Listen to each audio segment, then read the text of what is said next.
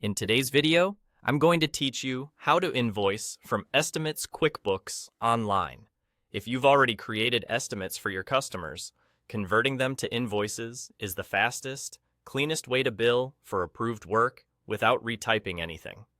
Let's walk through it step by step so you know exactly what to expect. First, open QuickBooks Online and look to the left navigation panel. Click on Sales. This is the home base for everything related to your customers' money flow, estimates, invoices, payments, and more. From here, move into the Estimates tab. This tab shows a list of all your estimates, including their status, customer names, dates, and amounts.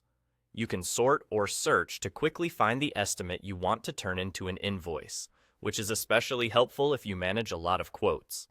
When you locate the estimate you're ready to bill, look for the small caret icon on the right side of that estimates row.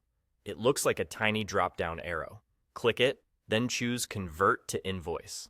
QuickBooks will take the information from the estimate, like products or services, quantities, and rates, and pull it into a brand new invoice draft.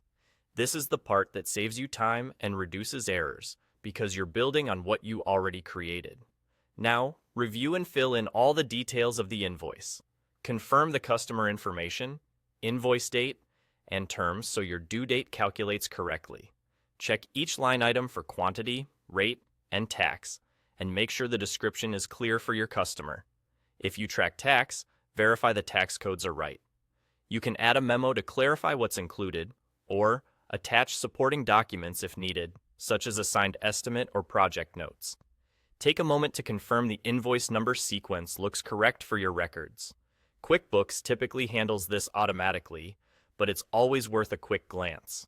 Once everything looks good, select Save. You can save and keep working, or save and close if you're done for now.